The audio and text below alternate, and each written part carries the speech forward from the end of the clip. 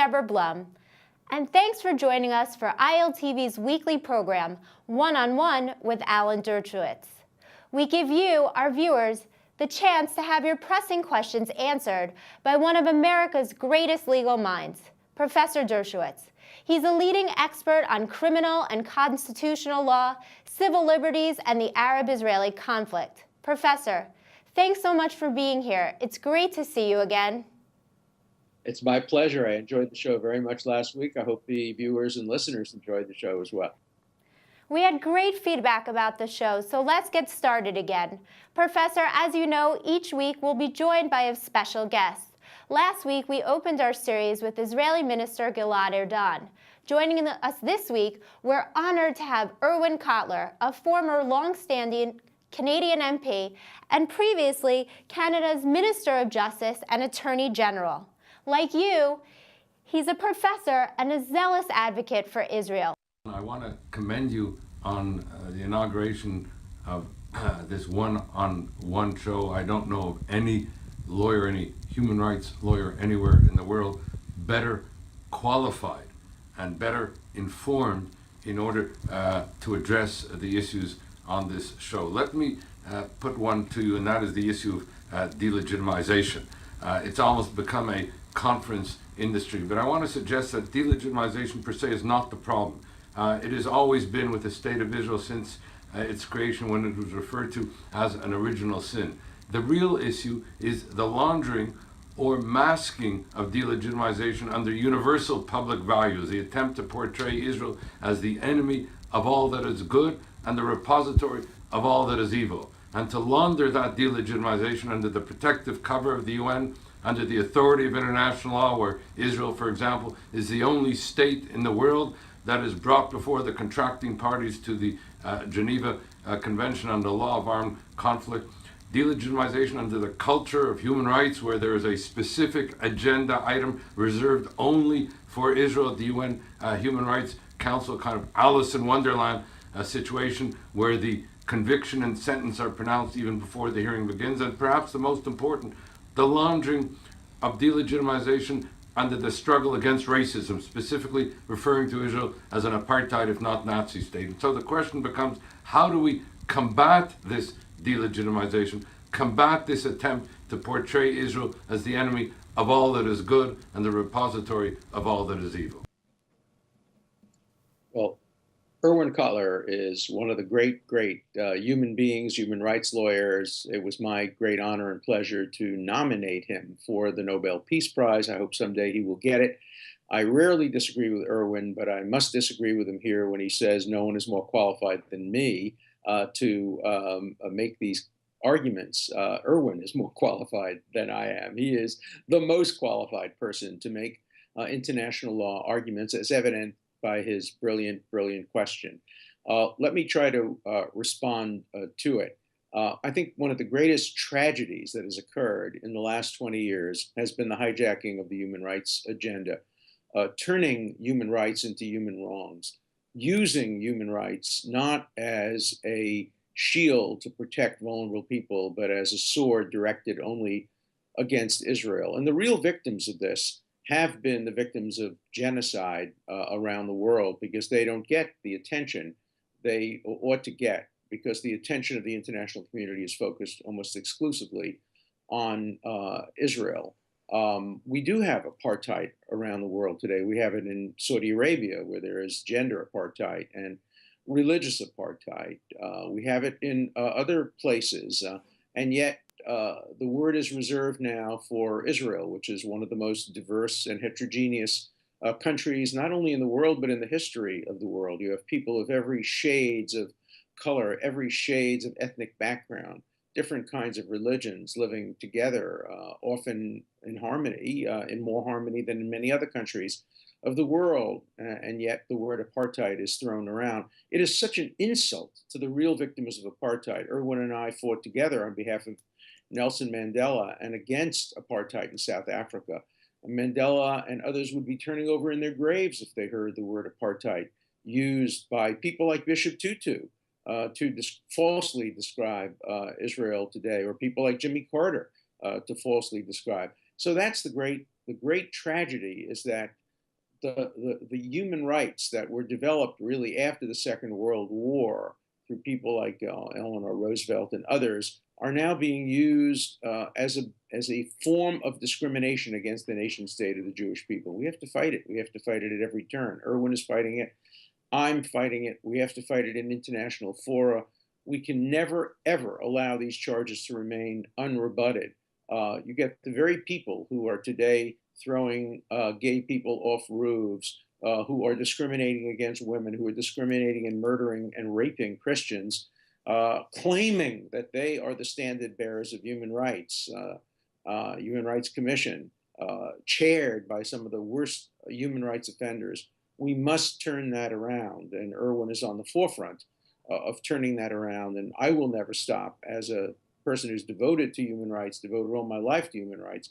I will never stop in protesting how the human rights agenda is being turned on its head and how it's being used not only to attack a country that has a good human rights record, but also to protect countries. I couldn't agree with you more, Professor. The world needs to focus its attention on the nations where mass atrocities are occurring on a daily basis, such as Syria. I agree. I agree. And many other countries in the world. You know, if you had a human rights criticism of countries or a boycott divestment movement that focused on countries in order of how terrible they are and how difficult it is to get relief within the country, Israel would be 197th on a list of 200 countries. But today it is first on the list of those countries to be targeted for violation of human rights. It's a total distortion of a very important concept, human rights. And just so our viewers know, Israel actually has set up medical units and army bases near the border with Syria, where if any Syrian goes to the border, they're brought to Israel and receive medical treatment. Well, everybody has to know the whole truth, not just the truth that people who are opposed to Israel are putting out as propaganda. So, emet, truth, is our best weapon. Now turning to our viewers' questions. The first one is asked by Allison from Germany. Hi, my name is Allison Demersion, and my question is, based on the recent email scandal surrounding Hillary Clinton, many Americans are angry and they feel like the rule of law no longer holds true in the United States, that it's subjective and it's largely based on who you are, who you know, and who stands to be hurt if the law is actually applied to you.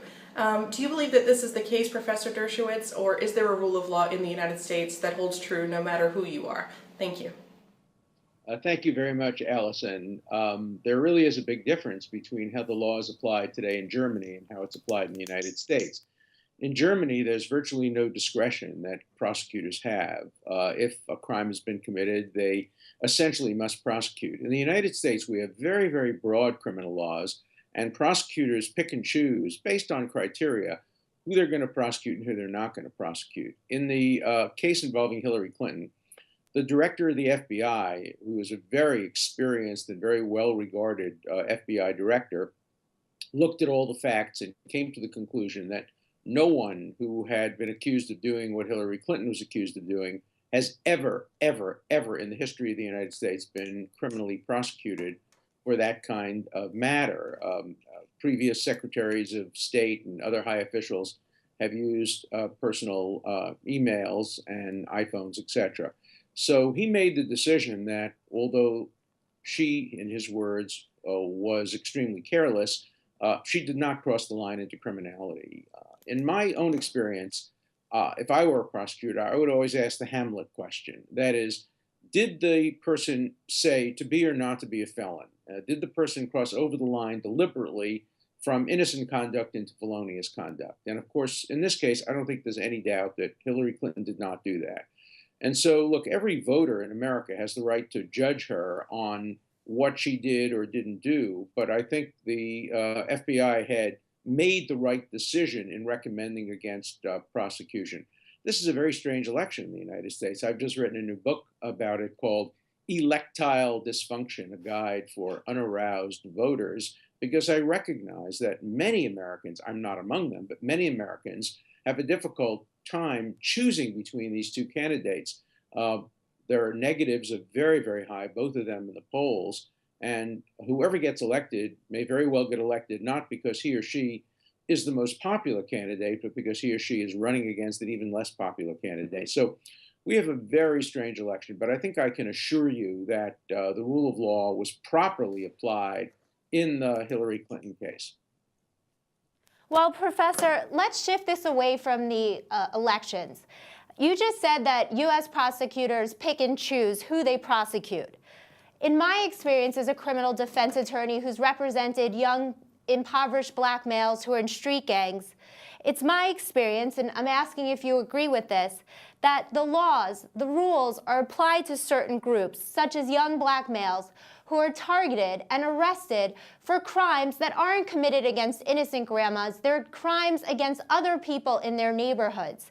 Do you feel that we're keeping this group of young men down and stopping them from being contributing members of society?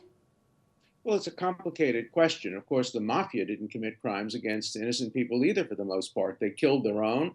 Most of the victims of mafia violence were other members of the mafia. It's no excuse for a young African American man to say, I only killed a member of the Crips or a member of the Bloods. Murder is murder, and you can't go around killing people. Now, I agree that there are probably some people who have been arrested falsely. We know that all things being equal, you're more likely to be arrested if you're a young black man than if you fit into any other demographic. And that's why there have been street protests and that kind of thing involving shootings. But I don't think it's any excuse to say that a gang member whose initiation requires that he kill a member of an opposing gang should be allowed to remain on the street. That's an extraordinarily dangerous crime and something that's clearly against American law. So, though I agree that there is often a double standard based on race in the United States, I don't agree that the prosecution of gang members who kill other gang members or other members of their own community, I don't believe that we're applying a double standard by vigorously applying the law to them.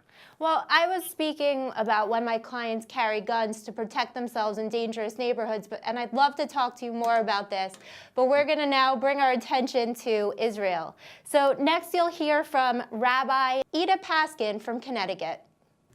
Hi, Dr. Dershowitz. I'm Ita Paskine, the rabbi of Congregation Beth El in Norwalk, Connecticut, a conservative synagogue. I just came back from a week-long trip to Israel with AIPAC's Educational Foundation, and I've got a few questions for you. The first is, what does Israel need to do to pave the way for disengaging from the West Bank to make way for a Palestinian state?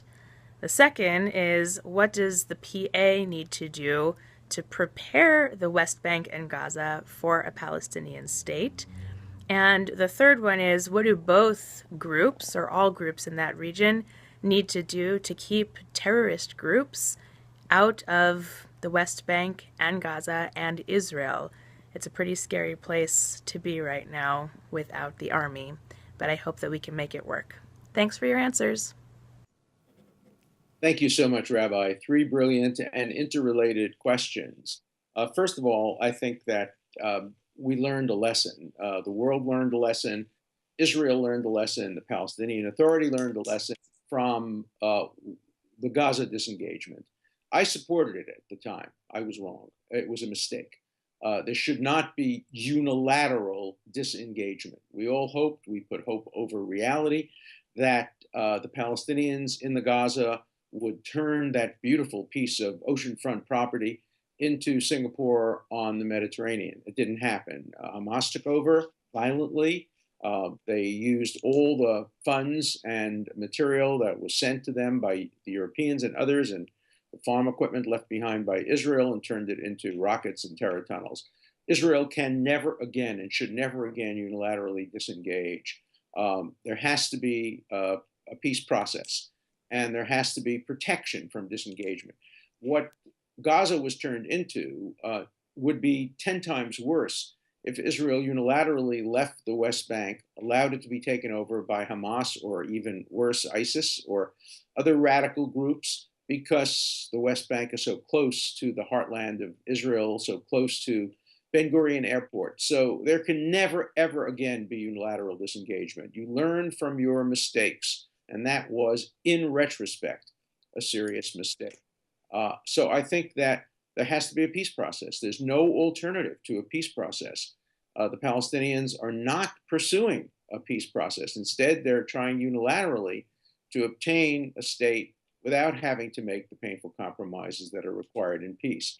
One thing that can be done in the meantime is to build the Palestinian economy. One thing I do when I take students or recommend that students go to Israel is their first place they visit should be Ramallah, because that's a model city where you see what a Palestinian state could look like when built from the bottom up, when built from on top of a strong economic base. So I think helping the Palestinians create a viable economic structure is the basis for a state. You know, when Winston Churchill came to Palestine, I think it was right after the First World War, around that time, and the question was, should the Jews have a state of their own? His answer was, what do you mean, should they? They do. They've already built an infrastructure of a state. They have political parties, they have newspapers, they have a symphony orchestra, they're beginning to build a university. The Palestinians have to begin to build the infrastructure of a state right now. And the end result is there must be negotiation, and there must be a negotiated peace. Unilateralism, either by the Palestinians or by the Israelis, will not work. Well, I agree with you, Professor. Gaza certainly isn't the Singapore of the Middle East. We report on it here at ILTV almost daily for its terror activity. So next, we're going to follow up on this complex issue. We have Clyde from Denver, Colorado. Hi, Professor. When you debated Peter Tatchell last November, you mentioned that Palestinian Authority President Mahmoud Abbas had told you that he does not need to negotiate with Israel because the United Nations and the BDS movement will make him a state. Given that, do you believe that it is the goal of the Palestinian Authority to acquire a state without making a formal peace with Israel, so that it may appease its people by continuing hostilities against Israel and achieving an independent Palestinian state at the same time? Thank you. Well, thank you very much. That's a great question, Clyde. Look, if the Palestinians could get their own state without having to make any compromises, of course that would be their preference. If they didn't have to give up the so-called right of return, if they didn't have to agree to allowing Israeli settlements close to the Israeli border now to remain part of Israel, of course they would prefer that. They're going to fail. They're not going to get a state through the United Nations, through the BDS movement, through other attempts to delegitimize Israel in international fora. It's just not going to work. The only way they're going to get a state is if there is a peace agreement and another famous handshake, and also with teeth in it, with ways of assuring that the West Bank isn't turned into another Hamas-stan with rockets and terror tunnels endangering Israeli civilians. So there has to be a negotiated peace. The Palestinians are fooling themselves and fooling their people and misleading their people by suggesting that they could ever get a viable state without Israel's agreement and without there being a peace agreement in which both sides have to make painful compromises. So let's stop this nonsense of hoping that the Palestinians, their hope, will get a state through the United Nations, through universities, through hard left activism. They're only going to get it if they sit down and make painful, joint, mutual compromises with the Israelis. Thanks so much, Professor. That's all we have time for today. I also want to thank our guests and a special thanks to Professor Erwin Kotler. If you'd like Professor Dershowitz to answer your questions, go to iltv.tv or our Facebook page to submit them. Join us again next week, only on ILTV.